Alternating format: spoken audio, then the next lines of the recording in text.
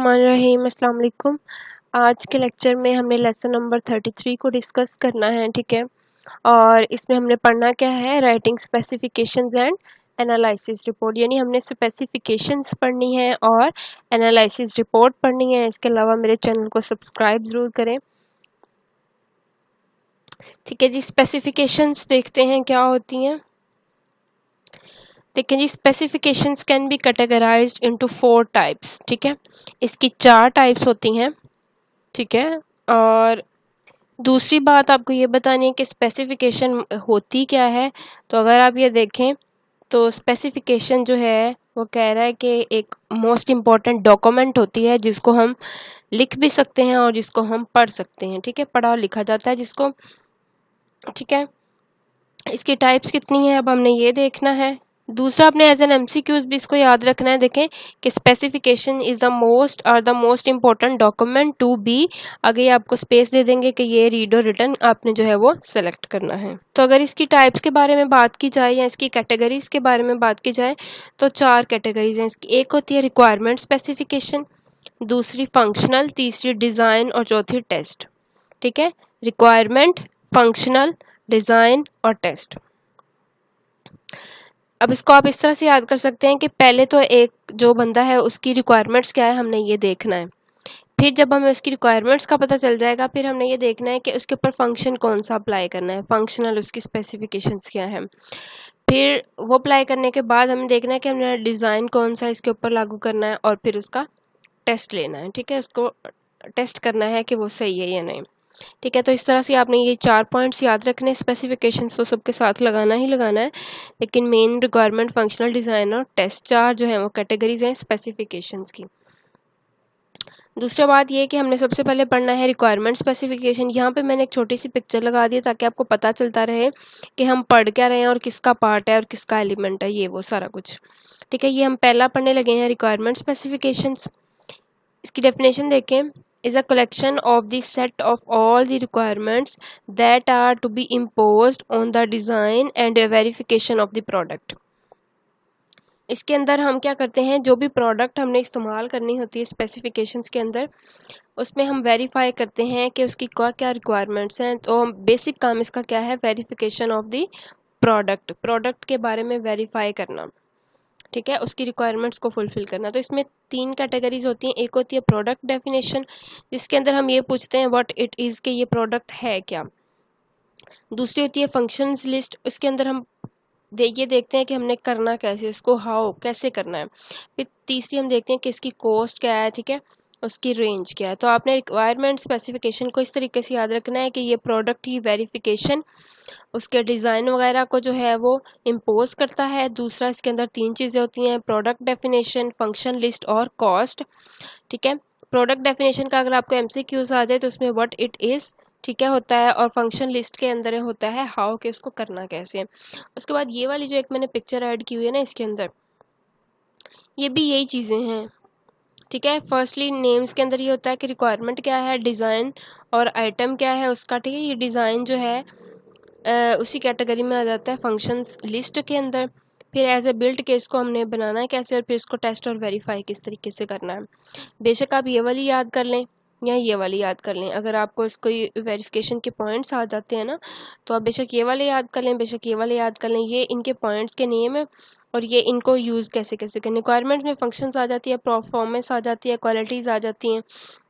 और ये देखिए मेन चीज़ what to guide the design के, किस तरह से क्या करना है। डिज़ाइन और एंड आइटम्स के अंदर क्या होता है कि उसका आर्किटेक्चर कैसे होगा, हाउ, देखें ये हाउ वाला वर्ड आ गया ना इसके अंदर। तो ये देखें आप फंक्शनल लिस्ट के अंदर हाउ वाला वर्ड। फिर देखिए as a built, final, delivered, configuration and technical information, कि फाइनल जो है हमने कैसे इसको बिल्ड करना है, फिर इसको टेस्ट किया जाता है और प्रूफ किया जाता है जो जो इसकी रिक्वायरमेंट्स होती हैं इसके अकॉर्डिंगली। तो आप बेशक जिस तरह से मर्जी इसको याद कर लें। इसके अलावा अगर इसको आप नोट्स पे देखें तो ये देखें ये रिक्वायरमेंट स्पेसिफिकेशन है, ठीक है। इसके अंदर ये 3 चीज़ें हैं, प्रोडक्ट डेफिनेशन जिसके अंदर आप करते हैं व्हाट इज़ इट, ठीक है, और दूसरा क्या है फंक्शनल लिस्ट होती है और कॉस्ट होती है, ये 3 चीज़ें होती हैं इसके अंदर, ठीक है। ये हमने पढ़ ली हैं 3 चीज़ें, ठीक है, रिक्वायरमेंट्स और स्पेसिफिकेशंस के अंदर। अब हमने आगे क्या पढ़ना है, फंक्शनल स्पेसिफिकेशन। ये देखें, ये पहली रिक्वायरमेंट स्पेसिफिकेशन हमने पढ़ ली है स्पेसिफिकेशन की कैटेगरीज में से। अब दूसरी कैटेगरीज पढ़ने लगे हैं, फंक्शनल स्पेसिफिकेशन। फंक्शनल स्पेसिफिकेशन के अंदर 2 चीज़ें होती हैं, एक हार्डवेयर फंक्शनल स्पेसिफिकेशन, दूसरा होता है सॉफ्टवेयर फंक्शनल स्पेसिफिकेशन। अब ये 15 और 9 मैंने इसलिए लिखा है कि ये जो हार्डवेयर स्पेसिफिकेशन है इसके अंदर 15 पॉइंट्स होंगे, और जो फंक्शनल सॉफ्टवेयर फंक्शनल स्पेसिफिकेशन उसके अंदर 9 पॉइंट्स हैं। तो आपने इनको याद किस तरह से करना है, आपने ये 15 और 9 को याद नहीं रखना, ये तो मैंने जस्ट आपको एक हिंट दिया है। ये देखें, यह है हमारी हार्डवेयर फंक्शनल स्पेसिफिकेशन और उसके रूल, और यह है सॉफ्टवेयर फंक्शनल स्पेसिफिकेशंस के रूल। अगर आप हार्डवेयर स्पेसिफिकेशंस के रूल्स को देखें तो ये टोटल 15 है, ठीक है, और सॉफ्टवेयर के टोटल 9 है। अब मैंने इनको कलर क्यों किया है, ताकि आपको पता चले कि हमने याद किस तरह से करने हैं। मैं आपको सिर्फ कॉन्सेप्ट ही नहीं क्लियर करवाती, जहाँ मुझे लगता है कि यहाँ पे इस तरीके से इस टॉपिक को याद करना ज़्यादा ईजी है, वो भी मैं आपके साथ शेयर करती हूँ। देखिए, यहाँ पे फिजिकल करेक्टरिस्टिक्स है, ये इसके अंदर भी थी, इसलिए मैंने इसको कलर कर दिया। अब ये जितने पॉइंट्स भी मैंने कलर किए हुए हैं ना, वो सारे ये वाले पॉइंट्स हैं। तो इसका मतलब ये हुआ कि आपने सिर्फ हार्डवेयर फंक्शनल स्पेसिफिकेशंस के पॉइंट्स को याद करना है, ठीक है, और उनमें से ये जो कलर किए हुए हैं ना, ये उठा के आप जब सॉफ्टवेयर फंक्शनल स्पेसिफिकेशन के अंदर लिख देंगे तो ये इसके पॉइंट्स भी बन जाएंगे, ठीक है। सिर्फ आपने एक के, ये जो है ना हार्डवेयर, इसके सारे जो रूल्स हैं स्पेसिफिकेशंस के, ये आप एक और टॉपिक चीज़ याद रखें, हार्डवेयर के फंक्शनल स्पेसिफिकेशंस रूल्स पढ़ रहे हैं आप। फंक्शनल के अंदर 15 पॉइंट है, जब आप ये 15 याद कर लेंगे तो इधर वाले 9 आप खुद ब खुद ही लिख लेंगे। इसमें सिर्फ ये पहला याद करना पड़ेगा, प्रोडक्ट फीचर्स डिपेंडेंसीज, ठीक है। तो आप इनको पढ़ लें एक बार, ठीक है, कि क्या क्या होते हैं कॉन्फ़िगरेशन स्पेसिफिक। ये मैं बोलूँगी तो वो वही बात होगी कि दोबारा से टाइम ही लगेगा, आपका टाइम वेस्ट होगा। तो ये आपने फिंगर टिप्स पे ये वाले बस याद कर लेने हैं, और इधर ये जो हैं वही वाले उठा के लिख देने, इधर भी लिखने इधर भी लिखने। सिर्फ कलर इसलिए दिया है कि आपको चीज़ें अलग अलग याद ना करनी पड़े। उसके बाद हमने पढ़ना है डिज़ाइन स्पेसिफिकेशन। ये देखें, ये पिक्चर चल रही है, साथ साथ रिक्वायरमेंट स्पेसिफिकेशन हमने पढ़ लिया, ठीक है, जिसके अंदर प्रोडक्ट था, कॉस्ट थी और रिक्वायरमेंट्स वगैरह थी। और आगे फंक्शनल स्पेसिफिकेशन पढ़ा, जिसके अंदर हार्डवेयर और सॉफ्टवेयर फंक्शनल रूल्स थे। अब हमने पढ़ना है डिज़ाइन स्पेसिफिकेशंस, ठीक है। अब डिज़ाइन स्पेसिफिकेशन के अंदर भी 2 चीज़ें हैं, एक हार्डवेयर डिज़ाइन स्पेसिफिकेशन और एक सॉफ्टवेयर डिज़ाइन स्पेसिफिकेशन। फ़र्क देखें, यहाँ पे ये डिज़ाइन हार्डवेयर स्पेसिफिकेशन और सॉफ्टवेयर स्पेसिफिकेशन इसके अंदर भी है और ये पीछे वाले के अंदर भी था। फ़र्क ये था इस वर्ड का, इसमें फंक्शनल स्पेसिफिकेशन रूल है और आगे वाले में डिज़ाइन स्पेसिफिकेशन, यानी ये जो ऊपर वाला टॉपिक है ना, कैटेगरी है स्पेसिफिकेशन की, वो वाली यूज़ हो रही है। अब हम पढ़ने लगे हैं हार्डवेयर डिज़ाइन स्पेसिफिकेशन। इसके अंदर अगर आप देखें, इसके 12 पॉइंट्स हैं और इसके 10 पॉइंट्स हैं जो आपने याद करने हैं, लेकिन इनमें से मैचिंग कौन से हो रहे थे, पहले 2 तो सेम थे दोनों के, इसलिए मैंने दोनों को कलर कर दिया कि आप दोनों, कोई भी आपसे पूछ ली जाए वो डिज़ाइन स्पेसिफिकेशन की हार्डवेयर के पॉइंट पूछ लें या सॉफ्टवेयर के रूल पूछ लें, रूल या पॉइंट एक ही बात हो गई, तो आपने जो है जो सेम सेम चीज़ें वो तो लाजमी लिखनी है, और दूसरी चीज़ों को जो फिंगरप्रिंट टिप पे याद करना है। अब यहाँ पे देखें,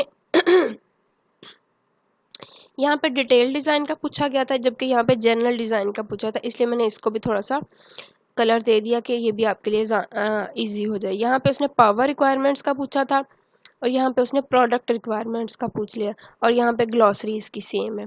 और जो अंदर वाले पॉइंट्स हैं वो आपने याद करने हैं, और ये वाले पॉइंट सेम है कि आपको कोई भी आ जाए, आपको ना भी याद हो तो आपने कम से कम जो सेम है वो तो पॉइंट्स आपने लिखने ही हैं इसके अंदर। आगे चलते हैं, आगे हमने पढ़नी है टेस्ट स्पेसिफिकेशन। तो ये लास्ट कैटेगरी है स्पेसिफिकेशंस की। देखें, पहली थी रिक्वायरमेंट, दूसरी थी फंक्शनल, तीसरी थी डिज़ाइन और चौथी है टेस्ट, ठीक है। इस स्पेसिफिकेशन के भी कितने पॉइंट्स हैं अगर आप देखें तो इसके हैं, ये इसको नंबरिंग थोड़ी सी मिस्टेकनली दी गई है, 1 2, ठीक है, 3 4 5 6 और 7 इसके हैं। ये ले, मैंने इसकी नंबरिंग भी सही कर दी है, वो एक्चुअली इसकी डेफिनेशन इसके अंदर आ गई थी तो इसलिए उनकी नंबरिंग गलत हो गई थी। देखें, टेस्ट स्पेसिफिकेशन में देखें जी, इंट्रोडक्शन आ गया, ठीक है, हो जाता है इसमें। उसके बाद है एप्लीकेबल डॉक्यूमेंट्स, ठीक है। ये आप इस तरह से याद कर सकते हैं, किसी जॉब के लिए आप अप्लाई करते हैं तो आपके पास जो एप्लीकेशन होती है उसके अंदर कुछ रिक्वायरमेंट्स होती हैं, उस रिक्वायरमेंट के अकॉर्डिंगली आप एप्लीकेबल डॉक्यूमेंट्स भी रखते हैं अपने पास। तो ये पॉइंट कुछ इस तरह से याद कर लें। सबसे पहले टेस्ट के अंदर जब भी आपको इंटरव्यू देने जाते हैं या कोई टेस्ट देने जाते हैं, उसमें आपका इंट्रो होता है, फिर एप्लीकेबल डॉक्यूमेंट्स होते हैं, ठीक है। एप्लीकेबल डॉक्यूमेंट्स के आगे उसने डेफिनेशन भी दी हुई थी, तो मैंने उसको भी ऐड करना मुनासिब समझा। These documents might describe test procedures on similar, क्या करते हैं, हमारा जो टेस्ट का प्रोसीजर होता है उसको जो है वो डिस्क्राइब करते हैं। डॉक्यूमेंट्स को देखकर ही हमें पता चलेगा कि बंदा जो है वो एप्लीकेबल है या नहीं। थर्ड पॉइंट क्या है, products design and development in the past, कि जो पास्ट के अंदर प्रोडक्ट जो थी उसको कैसे डिज़ाइन किया गया था और उसकी डेवलपमेंट कैसी हुई थी। Description of unit to be tested, ठीक है। उसके बाद है टेस्टिंग मेथड कौन सा अप्लाई करना है, वो होता है टेस्टिंग मेथड में क्या होता है, this section provides a step by step description of the testing procedure. Test के अंदर ये होता है कि एक स्टेप बाय स्टेप प्रोसेस हो, जैसे कि आपने किसी जॉब के लिए अप्लाई किया तो पहले आप क्या करते हैं, अप्लाई करते हैं, फिर उसके लिए आप एक टेस्ट पास करते हैं, फिर उसके लिए इंटरव्यू देते हैं, तो एक स्टेप बाय स्टेप प्रोसेस होता है। तो टेस्टिंग मेथड में यही चीज़ें होती हैं। फिर प्रिकॉशंस होती हैं कि कौन कौन सी आपने जो है वो प्रिकॉशंस का ख्याल रखना है। और फिर ग्लॉसरी, 7 पॉइंट हैं टेस्ट स्पेसिफिकेशंस के अंदर, ये भी आपने इनको फिंगर टिप्स पे याद कर लेना है। ये अब हमारी कैटेगरीज कंप्लीट हो गई हैं स्पेसिफिकेशंस की, ठीक है। इस लेक्चर के अंदर स्पेसिफिकेशंस पढ़ना था और उसकी 4 कैटेगरीज थी, रिक्वायरमेंट, फंक्शनल डिज़ाइन और टेस्ट, ये 4 हमारी कंप्लीट हो गई हैं। अब एक नया टॉपिक है जिसको हमने पढ़ना है, वो है एनालिटिकल रिपोर्ट। एनालिसिस आ जाए या एनालिटिकल आ जाए, बात एक ही है। अब एनालिटिकल रिपोर्ट की डेफिनेशन देखें। An analytical report is a type of business report. ये जो होती है ना, ये एक बिजनेस रिपोर्ट होती है, उसकी किस्म है बिजनेस रिपोर्ट की, जिसके अंदर that uses qualitative and quantitative data. अब ये कंपनी आप लगाएं या ना लगाएं, लेकिन डाटा ज़रूर आपने लिखना है, क्योंकि कंपनी तो किसी एक ऑर्गेनाइजेशन या बिजनेस के अंदर होगी, लेकिन एनालिटिकल रिपोर्ट जहाँ पर भी आप यूज़ करेंगे तो वो एक क्वालिटेटिव और क्वांटिटेटिव डाटा के बारे में हमें बताती है। टू एनालाइज, उसको एनालाइज करती है, एज वेल एज एवेल्यूएट, और उसको उसके रिजल्ट्स को एवेल्यूएट यानी इकट्ठा करती है फॉर अ बिजनेस स्ट्रेटजी।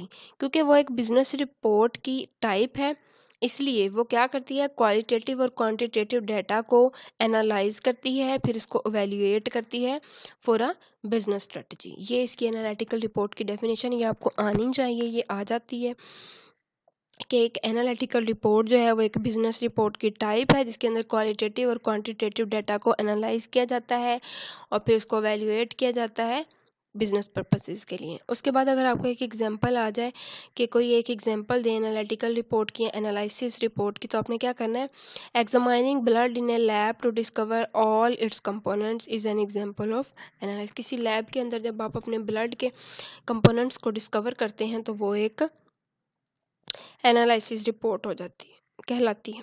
उसके बाद देखिए पेज टाइटल क्या होता है, एक टॉपिक था इसके अंदर, मैं आपको दिखाती हूँ। ये देखें, एनालिसिस रिपोर्ट थी, ठीक है। एनालिसिस रिपोर्ट के बाद उन्होंने किसको डिस्कस किया, page title, abstracts, table of contents, list of samples. उसके बाद इंट्रोडक्शन, डिस्कशन, कंक्लूजन, रिकमेंडेशन और अपेंडिक्सिस। ये अपेंडिक्सिस तक मैंने आपको सारा पढ़ाया हुआ है, तो ये मैंने आपको नहीं पढ़ाना, इंट्रो से लेके अपेंडिक्सिस तक। अब मैंने आपको सिर्फ पढ़ाना है कि ये 4 चीज़ें, कि टाइटल पेज क्या होता है, एब्स्ट्रैक्ट क्या होता है, टेबल ऑफ कंटेंट्स क्या होते हैं और लिस्ट ऑफ सैम्पल्स क्या होती हैं, ठीक है जी। अगर आप पेज टाइटल की बात करें, पेज टाइटल के अंदर क्या होता है, ऑथर का नाम होता है, ठीक है, जो लिख रहा होता है, उस लिखने वाला होता है, ठीक है। उसके बाद ऑथर का नोट होता है जो कि उसने किस बारे में लिखा है, ठीक है, और पेज नंबर्स होते हैं। इसके अलावा अगर आपसे पूछ लिया जाए कि पेज टाइटल क्या करती है, what the context of the report is and what the report is about, के जो रिपोर्ट लिखी हुई है एक बंदे ने, उसका कॉन्टेक्स्ट क्या है, यानी उसके अंदर क्या लिखा हुआ है और वो किस चीज़ के बारे में लिखा है, और रिपोर्ट इज़ अबाउट किस चीज़ के अबाउट है। तो अगर आपको पेज टाइटल्स के बारे में पूछ लिया जाए तो आपने यही कहना है कि ऑथर का नाम होता है, उसके अंदर पेज नंबर होता है, डेट होता है, ये वो सारा कुछ होता है। और इसके अलावा जो पेज टाइटल होता है उसके अंदर हम ये बताते हैं कि जो रिपोर्ट है उसका कॉन्टेक्स्ट क्या है और वो रिपोर्ट किस चीज़ के बारे में है। अभी देखें, ये पेपर टाइटल देख लें, ठीक है, ये पेपर टाइटल देखें क्या कह रहा है, nurturing the nurses, nursing the nurses, reducing compassion fatigue through resilience training. अच्छा, मुझे अब ये इसलिए थोड़ा सा डिफिकल्ट लग रहा है क्योंकि ये थोड़ा बायोलॉजी का या कुछ इस तरह का मेडिकल का है। तो क्योंकि मेरी जो फील्ड है वो आईटी की है, तो अपने वर्ड्स को पढ़ने का अपना ही प्यार होता है। ठीक है, ये जो टॉपिक है ये उसने पेपर का टाइटल दिया हुआ है, तो जो पेपर का टाइटल हो वही जो है वो पेज का टाइटल होता है कि हमने इसके अंदर लिखना किस चीज़ के बारे में। ठीक है, फिर आगे ये देखें, ओलिवर बीली, ये उसने ऑथर का नाम लिखा है। तो हमने पेज टाइटल में क्या पढ़ा है कि ऑथर का नाम होता है या पेज के बारे में होता है कि इस पेज का ऊपर टाइटल दिया होता है कि ये किस चीज़ के बारे में पेज है। तो ये होता है जी पेज टाइटल। एब्स्ट्रैक्ट्स क्या होते हैं?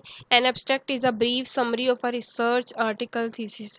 देखें, ये एब्स्ट्रैक्ट है, एक ब्रीफ समरी दी हुई है, ठीक है, किसी भी रिसर्च आर्टिकल की, और उसके अंदर हमने छोटी छोटी चीज़ें, अब मैं पता नहीं कहाँ थी, चले यहाँ से देख लेते हैं कि ये एक ब्रीफ समरी है। ठीक है, एक्चुअली मैंने वीडियो स्टॉप की थी इसलिए मुझे याद नहीं मैं कहाँ पे थी।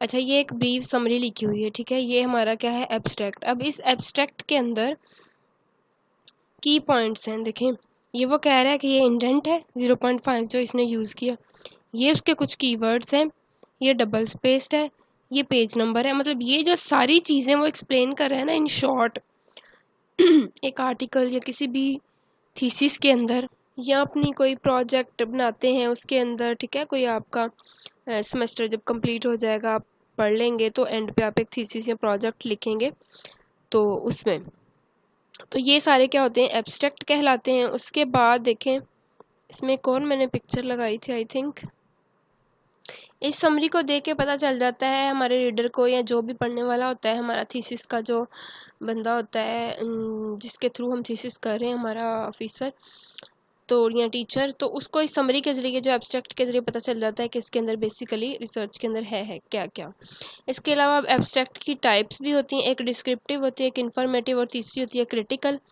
ठीक है, ये आपने जस्ट नाम याद रखने हैं, ये नोट्स के अंदर डिस्कशन नहीं है, लेकिन फिर भी आपको बताना जो है वो लाजमी है। जो डिस्क्रिप्शन होती है वो विदाउट जजमेंट एक रिसर्च की जाती है, और जो इन्फॉर्मेटिव होती है उसके अंदर ओवरव्यू होता है हर चीज़ के बारे में। ठीक है, और जो होती है क्रिटिकल, उसके अंदर जो है वो क्रिटिकली जजमेंट किया जाता है चीज़ों को। ठीक है, तो ये 3 टाइप्स हैं, डिस्क्रिप्टिव, इन्फॉर्मेटिव और क्रिटिकल। ये इनका कोई पता नहीं होता कि कहाँ से सवाल पूछने, इसलिए मैंने ऐड कर दिया। टेबल ऑफ कंटेंट्स क्या होते हैं? A list of all the chapters और sections given at the front of a book. किसी भी बुक के शुरू में अगर आप देखें तो टेबल ऑफ कंटेंट्स दिए जाते हैं कि इस बुक के अंदर क्या क्या है। पार्टीशन की जाती है कि ये इंट्रोडक्शन है, ये रिपोर्ट कंटेंट है। देखिए, ये दोनों पिक्चर्स मैंने अलग अलग इसलिए लगाई हैं ताकि आपको समझ आ जाए। हर बुक के चैप्टर के और उसके सेक्शन जो हैं अलग अलग बताए होते हैं, उसको हम कहते हैं टेबल ऑफ कंटेंट्स। आगे होती है लिस्ट ऑफ सैम्पल्स। बाज़ों का जब हम थीसिस या रिपोर्ट लिखते हैं उसके अंदर हमने कुछ सैम्पल्स का इस्तेमाल किया होता है, लेकिन हमने उन सैम्पल्स को डिस्क्राइब नहीं किया होता कि ये किस चीज़ की हैं। अब जो बंदा मैथ का नहीं है उसको क्या पता चलेगा कि ये लेस देन और ग्रेटर देन क्या होता है ये, ठीक है, ये एंड का ऑपरेटर क्या होता है, जो कंप्यूटर का नहीं है स्टूडेंट, तो उनके लिए जो है वो लिस्ट ऑफ सैम्पल्स यानी उनकी आगे डिस्क्रिप्शन भी दी होती है। लिस्ट ऑफ सैम्पल्स क्या होती हैं? The table contain special characters, कि एक टेबल होता है जिसके अंदर स्पेशल करेक्टर्स का इस्तेमाल किया जाता है, या किसी भी जगह अगर आप इन स्पेशल करेक्टर्स का इस्तेमाल करें तो उनकी डिटेल्स बताना। ठीक है, ये क्या है? ऑलमोस्ट इक्वल टू, ये ऑपरेटर का नाम क्या है कि ये एक ऑलमोस्ट इक्वल टू ऑपरेटर है, ये है एम्परसैंड है। ठीक है, उसके बाद है ये एंगल ब्रैकेट्स हैं। ठीक है, अपोस्ट्रोफ है ये वाला। तो इनके आगे डिस्प्लेशन क्या है कि ये इक्वल के साइन के लिए हम इस्तेमाल करते हैं, ये ब्रैकेट पैरेंथेसिस या ग्रेटर देन और लेस देन के लिए इस्तेमाल करते हैं, ये कोटेशंस के लिए इस्तेमाल करते हैं। ठीक है, जब हम कोई कोटेशन या कोई शेर व शायरी करते हैं या जो भी कह लें, तो ये होती हैं जी लिस्ट ऑफ सैम्पल्स। उसके बाद ये 2 क्वेश्चन ऐसे बन रहे थे जो मैंने आपके साथ डिस्कस करना मुनासिब समझे कि अगर आपका क्वेश्चन आ जाए कि what is the difference between a requirement and A requirement specification report, कि एक रिक्वायरमेंट क्या होती है और रिक्वायरमेंट स्पेसिफिकेशन रिपोर्ट क्या होती है, तो आपने ये लिख देना है। ये एक रिक्वायरमेंट है, ठीक है, और ये देखें, ये दूसरा स्पेसिफिकेशन है कि रिक्वायरमेंट क्या होती है और स्पेसिफिकेशन क्या होती है। तो ये इन दोनों का डिफरेंस है, इसको आप याद कर लें कि ये क्या होती है। उसके बाद एक और क्वेश्चन था, what is the difference between a requirement specification and a design specification. पहले तो आपने उनकी डेफिनेशंस पढ़ी है ना कि डिज़ाइन स्पेसिफिकेशन क्या है, रिक्वायरमेंट स्पेसिफिकेशन क्या है, फंक्शनल क्या है, टेस्ट क्या है। लेकिन यहाँ पे वो उनका डिफरेंस पूछ रहा है, तो एज एन डिफरेंस जो है रिक्वायरमेंट के अंदर आप बट यानी कहते हैं कि ये है क्या चीज़, और डिज़ाइन के अंदर आप कहते हैं किस चीज़ को करना हमने किस तरीके से, व्हाट और हाउ का इनमें डिफरेंस है। तो ये था जी आज का lecture. Thank you, love you all. तो प्लीज़ मेरे चैनल को सब्सक्राइब करें, हब मास्टर को लाइक करें, वीडियोस को शेयर करें, अच्छे अच्छे कमेंट्स करें। किसी चीज़ की समझ नहीं आ रही मुझे, आप ईमेल भी कर सकते हैं इस पे, और कमेंट्स में भी पूछ सकते हैं। वैसे तो मैं कमेंट्स में ही रिप्लाई कर देती हूँ। तो शेयर करें, सपोर्ट करें। Thank you, love.